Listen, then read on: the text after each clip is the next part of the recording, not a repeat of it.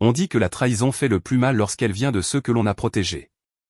Mais je n'étais pas préparé à la froideur qu'elle dégagerait quand elle arriverait, emballée par les applaudissements. Je me tenais au fond de la salle de bal, loin des arches fleuries et des pyramides de champagne, regardant Rachel glisser sur le parquet dans sa robe ivoire. 22 ans de pansement, d'histoire au coucher et de répétition de ballet avaient mené à ce moment.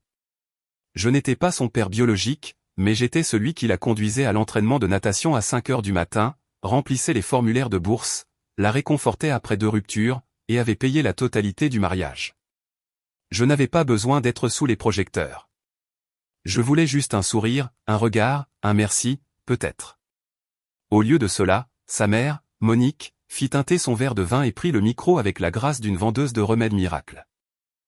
Eh bien, quelle belle journée, commença-t-elle, les cheveux laqués à l'excès et la voix dégoulinante de bravade alimentée au chardonnay. Levons nos verres à la famille, à la vraie famille. Les gens rirent poliment. Et bien sûr, ajouta-t-elle, se tournant vers moi sans même me regarder, remercions son père. Vous savez, le vrai, et pas seulement le beau-père qui s'est incrusté toutes ces années. Des rires épars. Le genre que les gens offrent quand ils sont trop polis pour s'étonner. Je ne bougeais pas, ne tressaillis pas.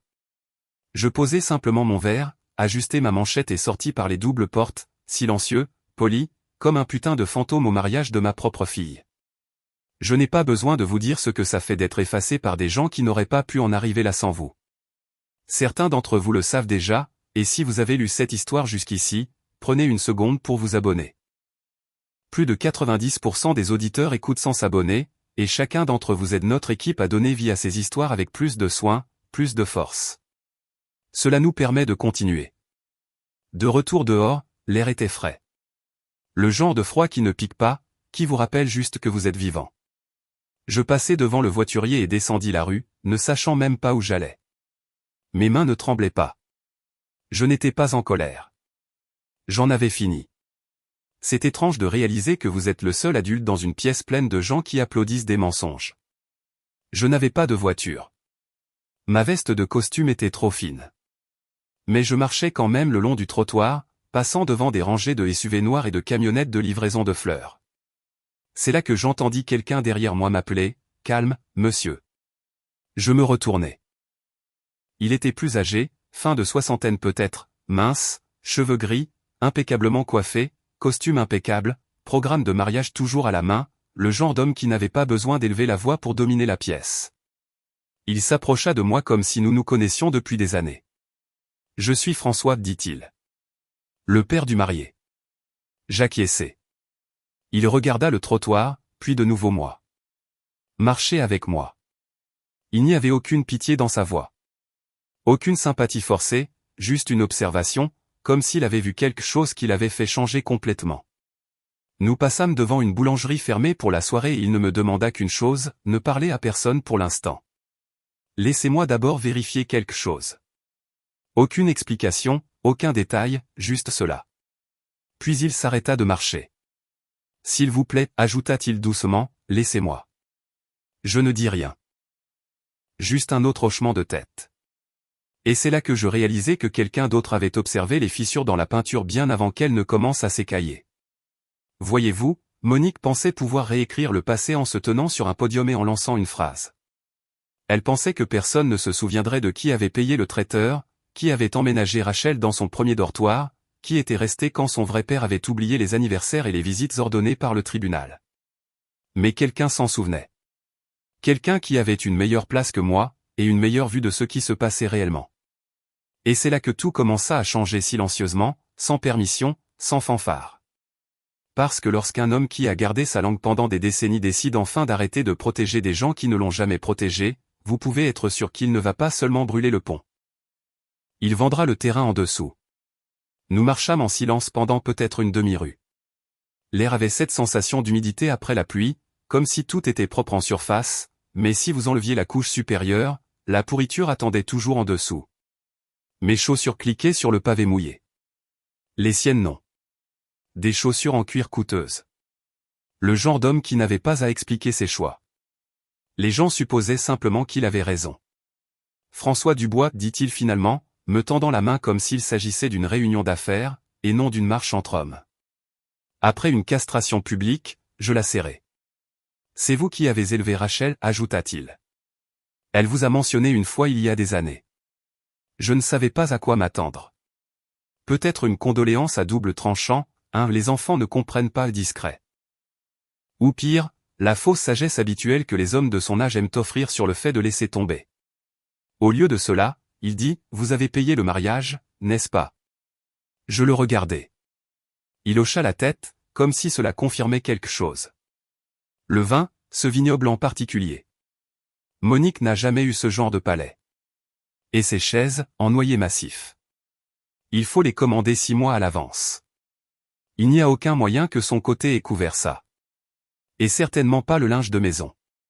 Coton égyptien, bordure dorée. Quelqu'un a investi dans son image. Pourtant, je ne dis rien.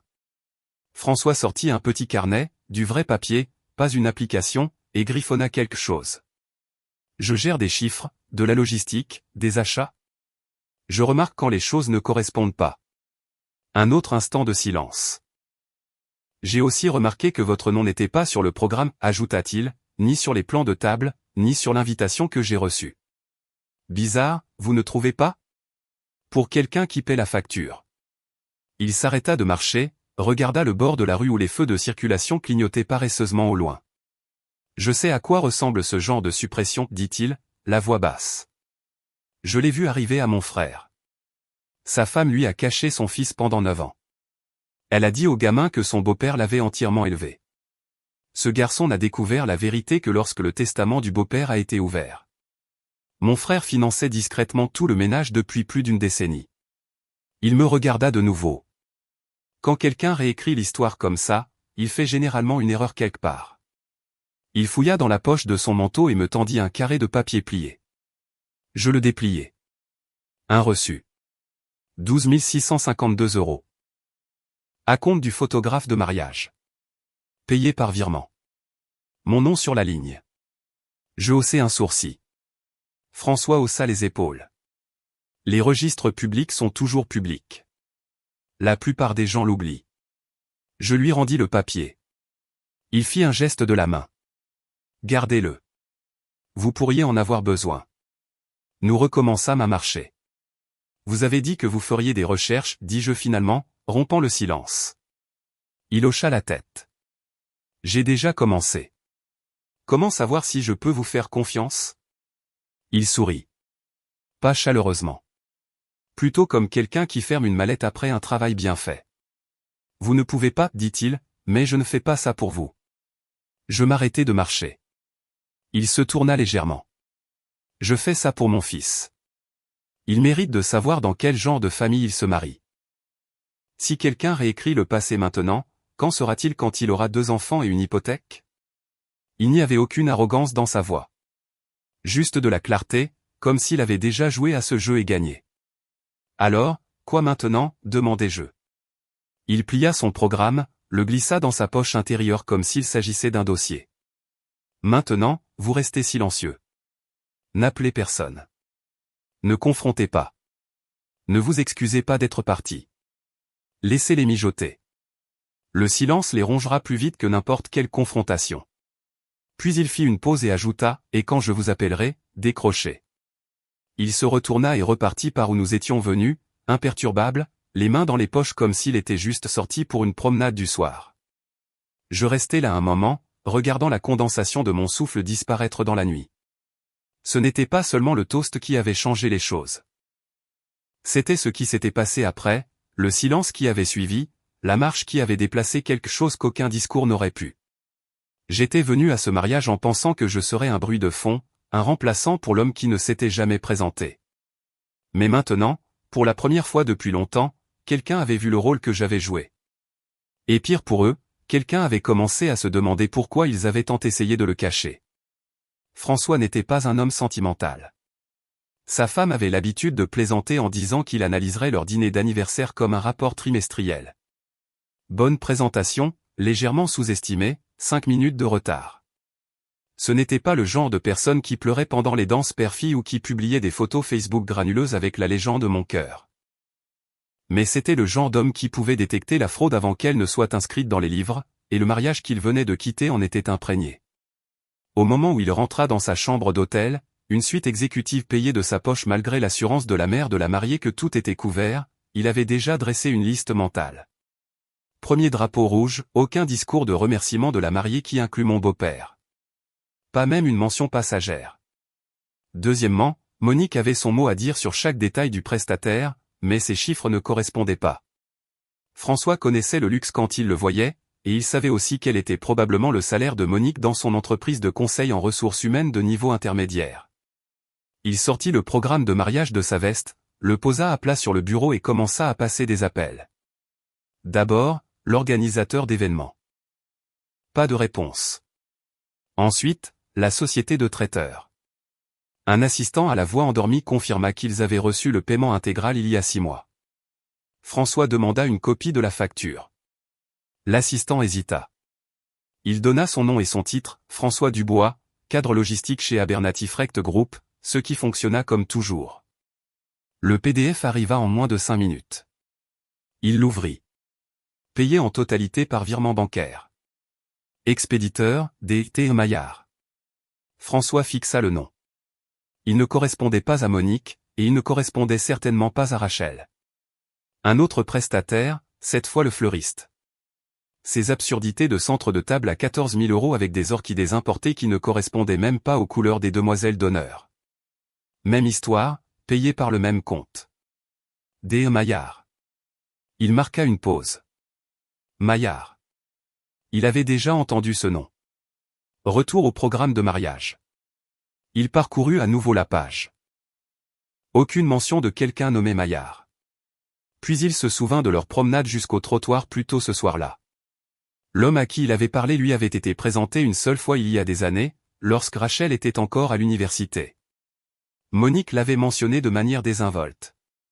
Son beau-père, Denis Maillard, essaie toujours de jouer les pères. François se pencha en arrière dans sa chaise.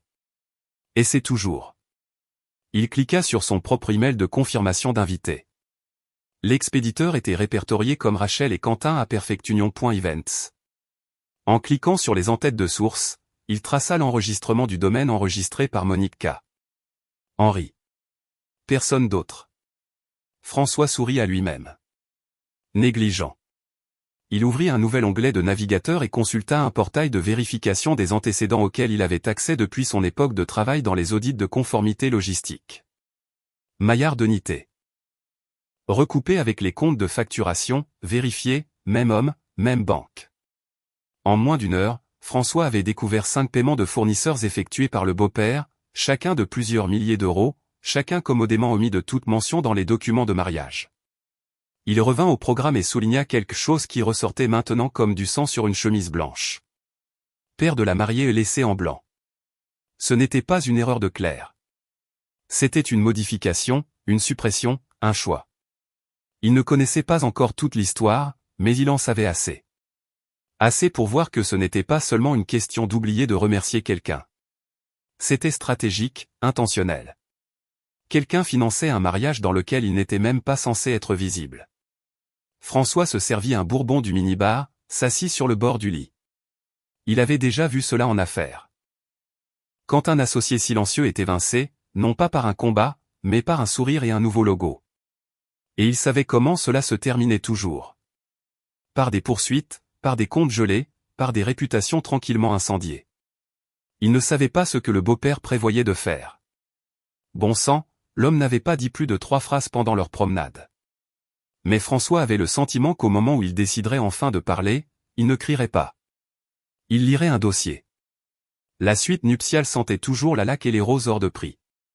Rachel avait enlevé ses talons, l'ourlet de sa robe légèrement humide à cause de la brève bruine dehors, et Quentin, le fils de François, buvait un verre de champagne qui avait depuis longtemps perdu ses bulles. La pièce était trop silencieuse, le genre de silence qui suit habituellement les applaudissements, ou dans ce cas, quelque chose de beaucoup plus froid. François entra sans frapper. Il ne frappait jamais quand il savait qu'il avait raison. Quentin, Rachel, j'ai besoin d'un instant, dit-il. Rachel leva les yeux, prise entre le bonheur et la confusion. Elle jeta un coup d'œil à son nouveau mari comme s'il aurait le script. Il ne l'avait pas. François se dirigea vers la coiffeuse, déposa un dossier et resta debout. Qui a payé ce mariage, demanda-t-il, la voix neutre. Rachel cligna des yeux. Ma mère et moi avons tout géré, dit-elle rapidement, un peu trop rapidement. Nous avons partagé certaines choses et nous avons eu de l'aide de. Aide de qui? Coupa François, toujours calme. Rachel marqua une pause. Je veux dire, vous avez aidé pour le lieu. Non, dit François, ouvrant le dossier. J'ai payé ma suite, mon smoking et mon propre dîner. Vous n'avez rien payé. Et votre mère? Eh bien, elle a payé pour un récit. Il fit glisser une facture imprimée sur la table. Le fleuriste. Puis une autre. Le traiteur. Une troisième. La photographie. 8 000 €. Préédition. Chacun tamponné et payé par des T. Maillard. L'expression de Rachel fléchit. Elle n'atteignit pas les papiers, elle les fixa comme s'ils prenaient feu lentement. Quentin remua inconfortablement, les yeux plissés. Qui est Maillard? Votre beau-père, répondit François, sans jamais le regarder. Rachel ouvrit la bouche, puis la referma. Elle s'assit sur le bord de la chaise longue, soudain plus petite dans sa dentelle et ses perles.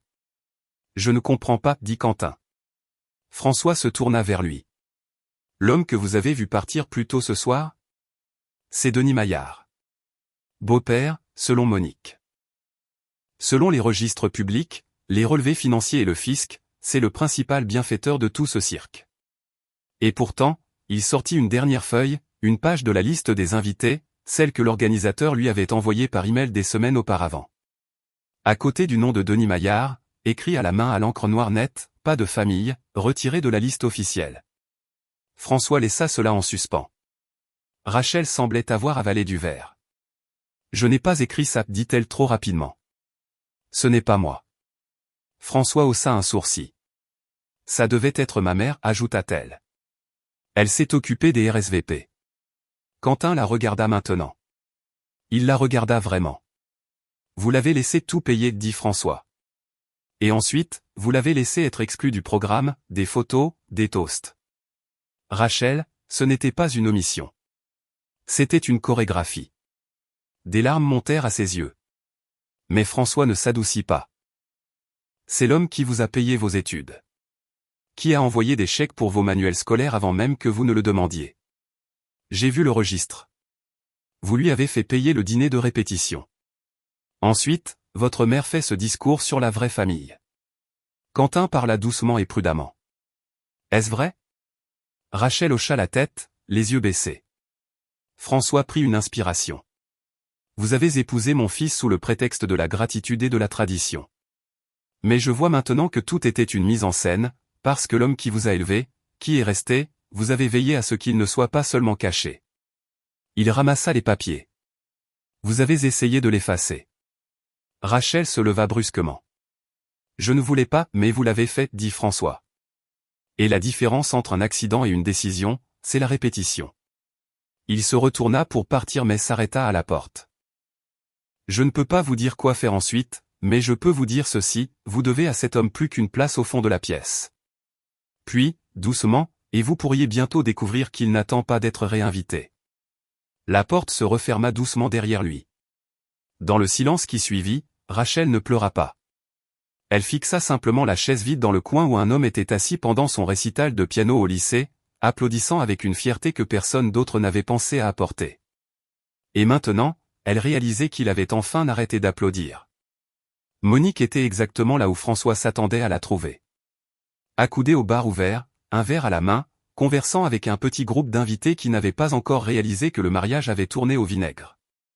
Son rire avait cette brutalité cinglante de quelqu'un qui essaie trop fort de paraître impassible. Du rouge à lèvres tachait le bord de son verre de vin. Encore un chardonnay. Le troisième depuis le dessert. Il attendit que le barman s'éloigne avant de s'approcher. J'aimerais vous parler, dit François, le ton sec et discret.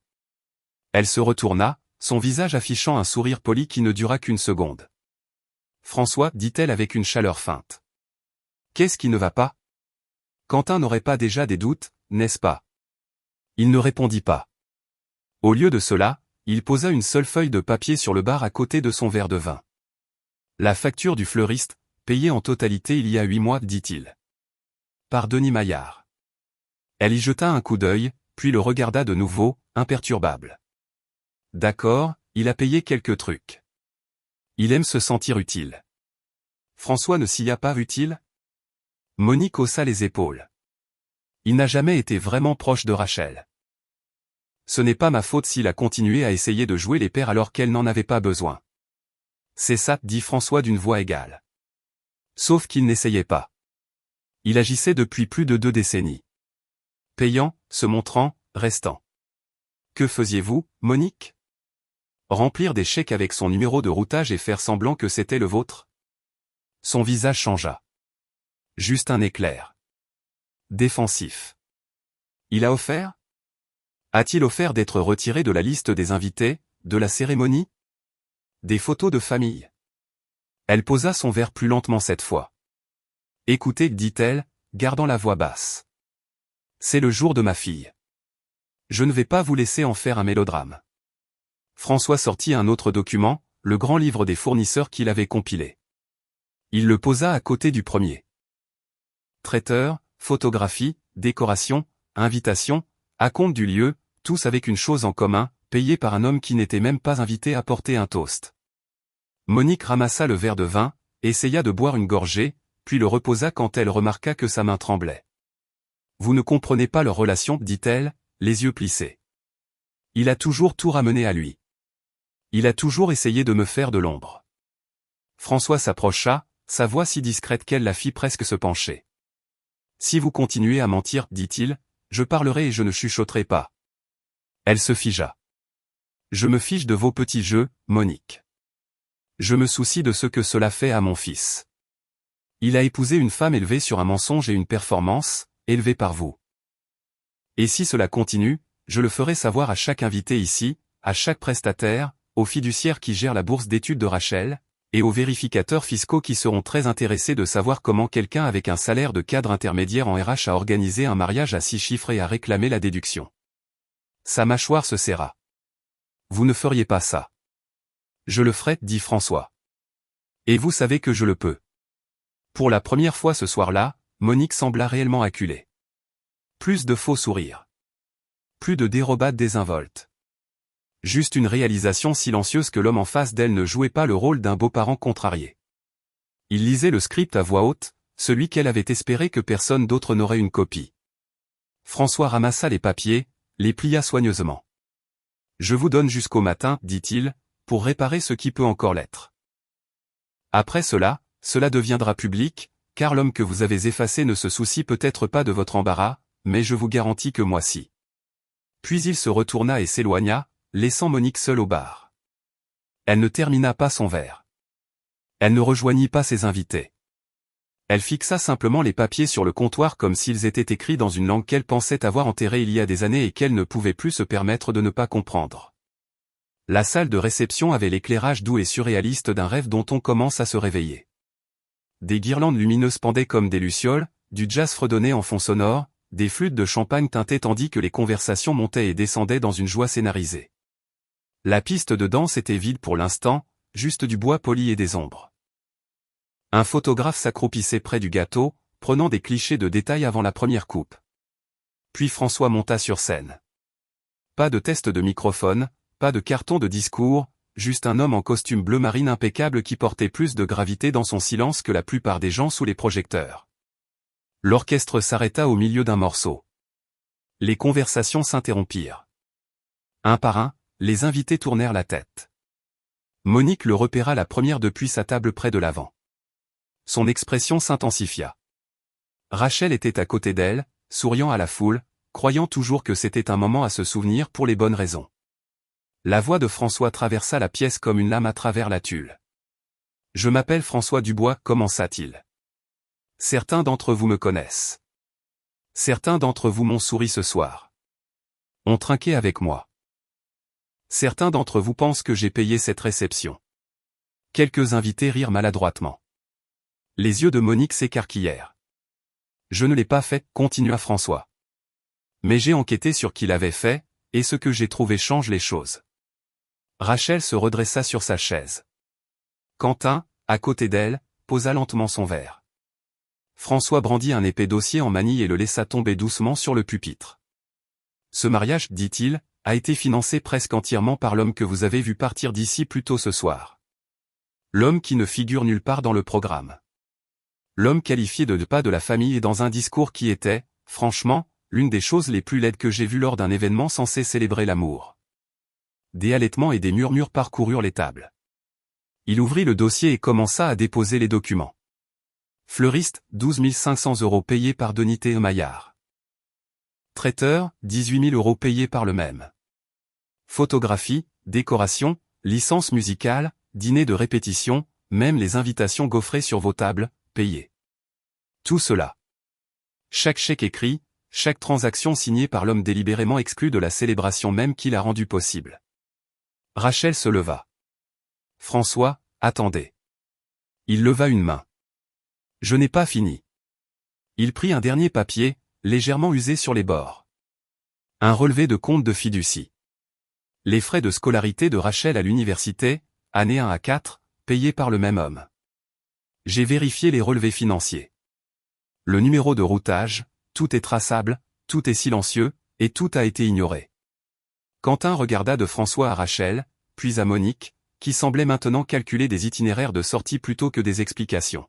« Pourquoi faites-vous ça maintenant » siffla Monique à travers la pièce.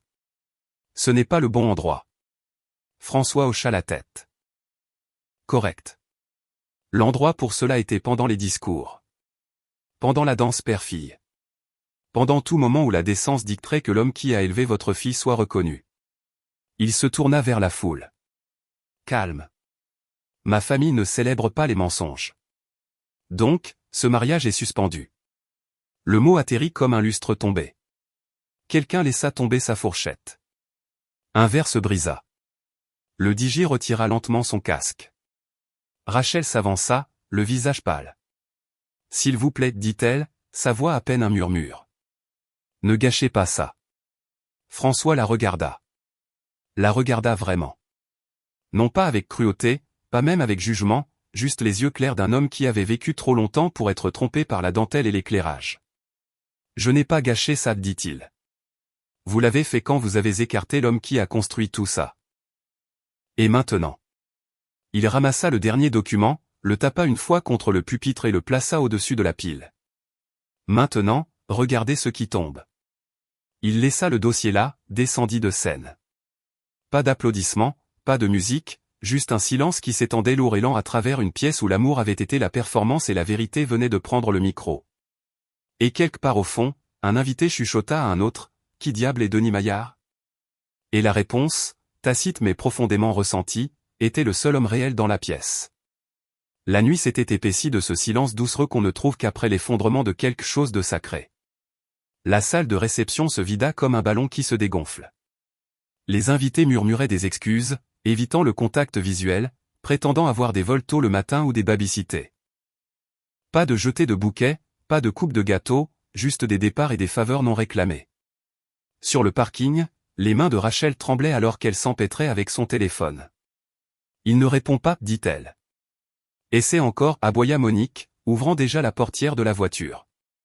Quentin était à quelques pas derrière, l'air de quelqu'un qu'on aurait arraché d'un film au milieu du montage du mariage. « Il est parti tôt. Il est probablement chez lui, à bouder, » claqua Monique. « Comme toujours. »« Il ne boude pas, » murmura Rachel. Monique l'ignora. « Je conduis. » Rachel hésita, puis s'installa sur le siège avant. Quentin monta dans sa propre voiture et suivit, les phares traînant derrière comme une conscience réticente. Le trajet fut silencieux, trop silencieux. Rachel regardait par la fenêtre, les lumières des rues s'estompaient comme des chapitres d'un livre qu'elle n'avait jamais pris la peine de lire. Ils arrivèrent dans l'impasse juste après minuit. La maison de Denis était là comme toujours. Modeste, propre, toutes les lumières éteintes sauf celle du porche. Pas de mouvement, pas de silhouette à la fenêtre de devant. Rachel sortit la première. Elle resta là, clignant des yeux devant le calme. Quelque chose semblait définitif. Pas en colère, pas blessé, juste fini. Monique marcha jusqu'à la porte d'entrée, ses talons claquant comme si elle avait quelque chose à prouver. Elle sonna une fois, 2 fois, puis commença à frapper. « Denis, Ouvre cette foutue porte. Pas de réponse. Elle se tourna vers Rachel. Il est dramatique. Rachel secoua lentement la tête. Monique frappa de nouveau, plus fort cette fois. Tu ne peux pas fuir ça. Il faut qu'on parle. Toujours rien. Rachel essaya de nouveau son téléphone. Directement sur la messagerie vocale. Tu vois, dit Monique, reculant. Il fait toujours ça. Chaque fois que quelqu'un le remet en question. Arrête, dit Rachel. Sa voix était douce. Pas une supplication, juste une affirmation. Monique plissa les yeux. Quoi? Il ne boude pas, répéta Rachel. Il est parti. Pas pour la nuit. Pour de bon. Monique ricana. Oh, s'il te plaît. Il reviendra. Il revient toujours. C'est son truc. Rachel se tourna et regarda la fenêtre. Elle se souvint du canapé à l'intérieur, de la bibliothèque qu'il avait construite à la main, des photos encadrées, chacune soigneusement choisie, douloureusement respectueuse, la plaçant toujours au centre. Il ne reviendrait pas parce qu'il n'était pas parti en colère. Il était parti à travers elle. Derrière eux, Quentin s'arrêta au bord du trottoir.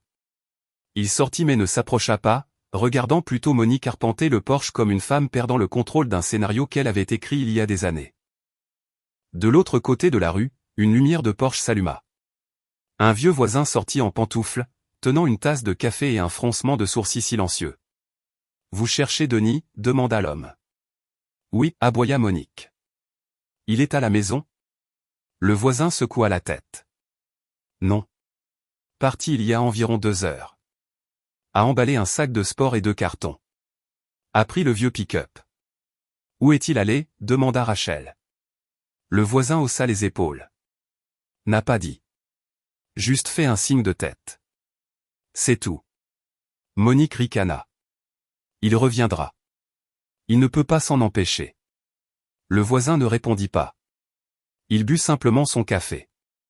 Jeta un dernier coup d'œil aux 3 silhouettes sur le porche. Monique bruyante. Rachel immobile.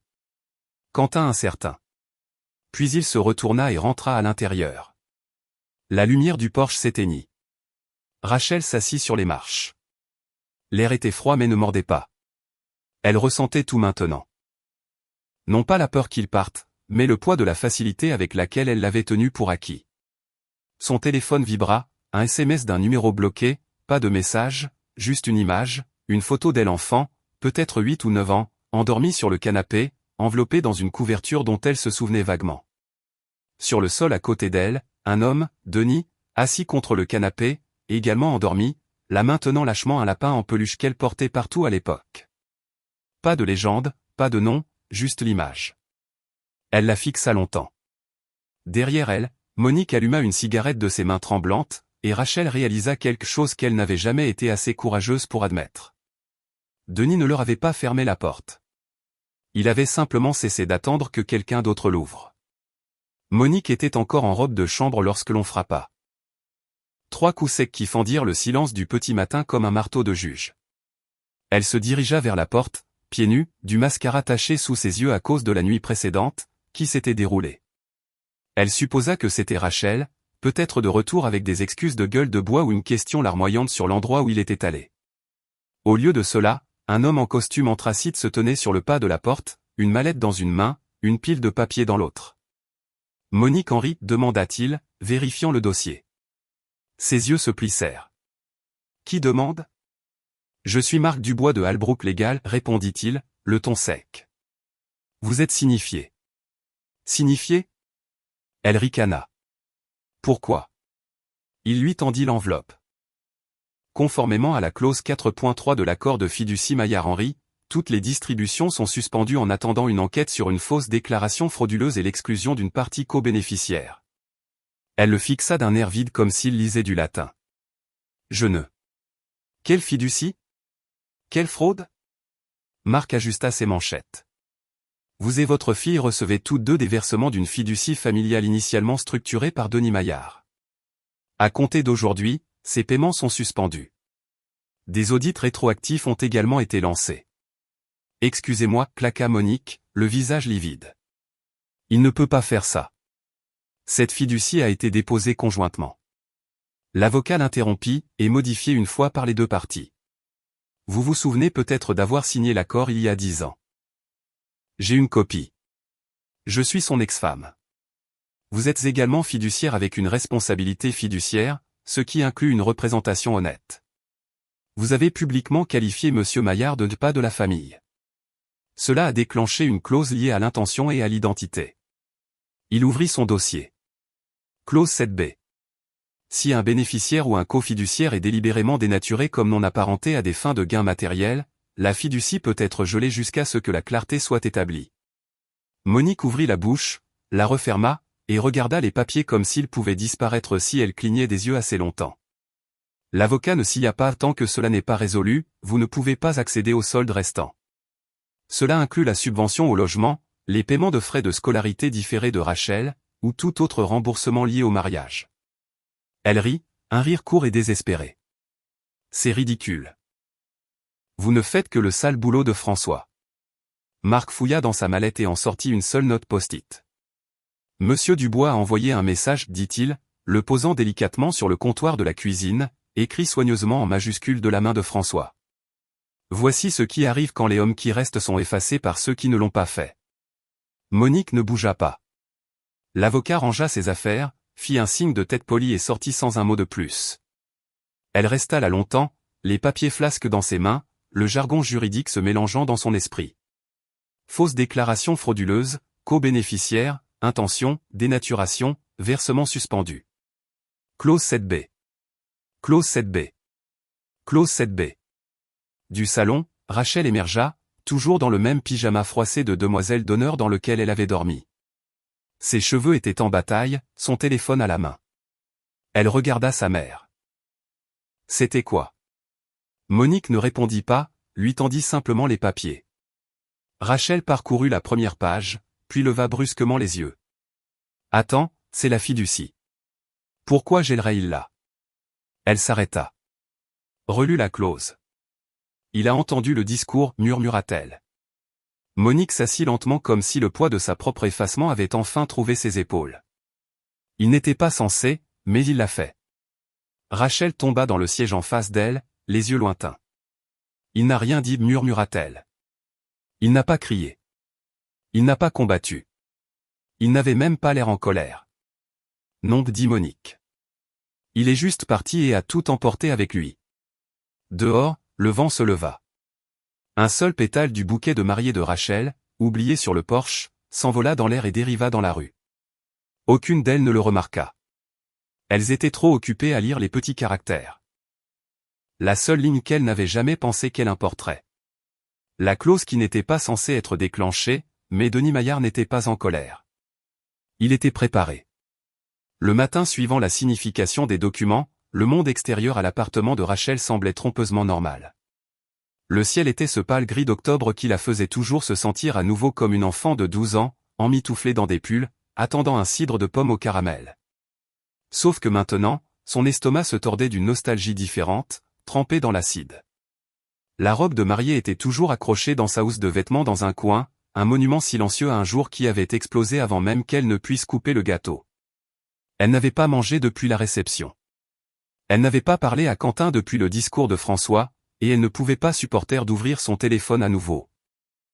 Des centaines de messages, aucun de la seule personne qu'elle ne pouvait cesser de voir dans son esprit. Puis vint le doux coup à la porte. Pas le coup de panique de sa mère, pas le bourdonnement impatient des livraisons, juste un coup. Rachel traîna des pieds jusqu'à la porte, pieds nus, un sweat à capuche drapé sur son pyjama, les cheveux non lavés, les yeux creux. Quand elle l'ouvrit, il n'y avait personne. Seulement une enveloppe sur le paillasson. Pas de timbre, pas de nom, pas d'adresse de retour, juste une simple enveloppe blanche, épaisse d'âge, le genre que l'on trouverait dans un tiroir de vieux souvenirs. Elle la ramassa et l'ouvrit lentement. À l'intérieur se trouvait une seule photo. Elle avait peut-être 4 ans, une petite chose avec une frange en bataille et des baskets à scratch. Assise sur les genoux de Denis, riant, une main enroulée autour d'un microscope en plastique. Derrière eux, le squelette géant du T-Rex du musée des sciences de l'État se dressait. Elle se souvenait à peine de ce jour. Elle avait renversé du jus sur ses chaussettes et avait pleuré lorsque les lumières du planétarium s'étaient éteintes. Denis l'avait porté tout le chemin du retour, fredonnant la même mélodie fausse qu'il utilisait toujours lorsqu'elle avait peur du noir. Sous la photo se trouvait une petite note pliée de son écriture. Des lettres majuscules propres. Aucune émotion dans la forme des lettres, mais trop dans l'espace entre elles. J'ai tout donné même quand on ne me l'a pas demandé. Ce que tu as pris n'était pas de l'argent. C'était du sens. Pas de nom, pas de signature. Pas même le des familiers qu'il utilisait en griffonnant des notes de déjeuner lors des sorties scolaires. Elle resta là, la lettre à la main, tandis que ses genoux cédaient et qu'elle glissait le long du mur, atterrissant sur le sol dans un tas de silence. Elle ne l'avait pas réalisé jusqu'à maintenant. Mais les excuses qu'elle lui avait répétées encore et encore depuis cette nuit n'allaient pas compter parce qu'il n'attendait pas de les entendre. Il n'était pas en colère. Il en avait fini. Cette note n'était pas un message. C'était une entrée finale, une déconnexion, une note de bas de page de tenue de registre laissée à quelqu'un qui n'avait pas réussi à comprendre la monnaie qu'elle avait reçue avant que la banque ne ferme. Elle resta assise sur le carrelage froid pendant près d'une heure. À un moment donné, Monique appela. Elle ne répondit pas. À un moment donné, Quentin envoya un SMS. Elle le supprima avant de le lire. La seule chose qu'elle regardait encore et encore était la photo. Elle sur ses genoux, la joie non filtrée, les bras jetés autour de lui comme si la gravité elle-même était un jeu. Elle ne savait pas alors ce qu'il lui donnait. Stabilité, présence, un amour tranquille qui n'avait jamais eu besoin des projecteurs, juste une place au fond de la pièce. Et quand le moment vint enfin de le remercier, d'honorer ce sacrifice de plusieurs années, elle avait laissé sa mère prendre le micro et n'avait rien dit. Maintenant, il ne restait plus rien à dire, aucun numéro à composer, aucun lieu à visiter, aucun moment à défaire, juste la photo et la vérité qu'elle n'avait pas été volée. Elle l'avait jetée. Et le pire, elle ne comprenait que maintenant ce qu'elle avait eu au moment exact où il était trop tard pour le lui rendre. La salle de bal était plus petite que le lieu du mariage, mais beaucoup plus chaleureuse, enveloppée d'une douce lueur ambrée de but plutôt que de performance. Pas de mur de fleurs, pas d'initiales en sculpture de glace, juste des rangées de chaises blanches et une scène adossée à une simple bannière bleu marine. Pour les hommes qui se sont impliqués, une fondation de reconnaissance et d'action. Les invités étaient une foule plus calme, des donateurs, des travailleurs sociaux, des éducateurs et des hommes aux yeux fatigués qui recevaient rarement des remerciements pour avoir fait ce que d'autres avaient abandonné. Certains portaient des costumes, d'autres, des flanelles et des callosités. Aucun d'eux ne souriait facilement, mais tous écoutaient. François se tenait au pupitre, ses lunettes de lecture à mi-hauteur du nez, non pas pour l'effet, mais parce qu'il vieillissait et ne se souciait plus des apparences. Au troisième rang, près de l'allée, était assis un jeune homme avec une cicatrice juste visible au-dessus de son col. Ancien enfant placé, le premier de sa famille à entrer à l'université. 2 sièges plus loin, un mécanicien à la retraite qui avait élevé le fils de son ex-petit ami comme le sien pendant 16 ans jusqu'à ce que le garçon rejoigne la marine et lui envoie une lettre pour la fête des pères de gamme. Et près du fond, à moitié dans l'ombre, était assise Rachel seule. Pas de nom, pas de place à signer. Elle ne figurait pas parmi les RSVP, mais elle était venue quand même, non pas pour parler, non pas pour être vue, juste pour témoigner. Elle n'avait pas revu Denis depuis la lettre. N'avait pas réessayé, n'avait pas répondu lorsque François lui avait transmis une copie du dossier de la fondation, comprenant le gel de la fiducie, sa réorientation vers une organisation à but non lucratif créée au nom de Denis, et la dissolution formelle de son statut de bénéficiaire. Elle n'avait pas contesté. Que dirait-elle même? Maintenant, elle était assise tranquillement, les mains jointes sur ses genoux, regardant une scène qui ne lui appartenait plus. François s'éclaircit la gorge. Cette fondation, dit-il, n'est pas une histoire de vengeance. Ce n'est même pas une histoire de justice. C'est une histoire de silence. Des murmures, quelques têtes se tournèrent. Trop longtemps, des hommes qui n'étaient pas officiels, qui ne partageaient ni le sang ni les noms de famille, ont fait le travail que d'autres avaient laissé derrière eux, les couches, les frais de scolarité, les visites d'urgence la nuit, tenant de petites mains pendant les audiences pour des batailles de garde dont il ne faisait même pas partie. Il jeta un coup d'œil au bord de ses notes. Et pour cela, la plupart d'entre eux n'ont rien obtenu. Pas même une ligne dans le discours de remerciement. L'air devint immobile. Rachel ne bougea pas. François tourna la page. Cette fondation est entièrement financée par une fiducie initialement destinée à un mariage. Elle fournira désormais des bourses d'études, une aide juridique et un soutien émotionnel aux hommes qui se sont engagés dans la paternité quand personne d'autre ne l'a fait et à qui on a ensuite dit qu'ils n'avaient pas d'importance. Rachel cligna des yeux. François posa ses notes, prit une seule feuille de papier. La déclaration de mission, telle que demandée par notre donateur fondateur, se lit comme suit. Il regarda la pièce, non pas Rachel, mais au-delà d'elle. Ceci est pour les hommes qui ne sont pas partis avant d'y être poussés. Silence, puis une légère vague d'applaudissements, lents, sincères, comme si quelque chose de sacré était reconnu pour la première fois. Rachel n'applaudit pas. Elle ne pouvait pas. Ses mains étaient crispées sur ses genoux, serrant le tissu de sa robe si fort que ses phalanges lui faisaient mal. François descendit du pupitre et serra la main du jeune homme au premier rang, puis du mécanicien, puis de la travailleuse sociale de Baltimore qui avait élevé 3 des enfants de son frère. Il ne regarda jamais vers le fond. Rachel se leva tranquillement, sortit par la porte latérale avant la ligne de réception. Dehors, l'air était froid et honnête. Elle ne pleura pas. Elle resta simplement sous un lampadaire, regardant son souffle s'embuer et disparaître, pensant à un homme qui lui avait autrefois tenu la main sur les parkings et lui avait appris à faire du vélo en la lâchant quand elle n'était pas prête. Ce n'est que maintenant qu'elle comprenait. Il ne l'avait pas lâchée parce qu'elle était prête. Il l'avait lâchée parce que lui l'était. Et au lieu de faire demi-tour, il avait construit quelque chose qui ne demanderait jamais à être effacé.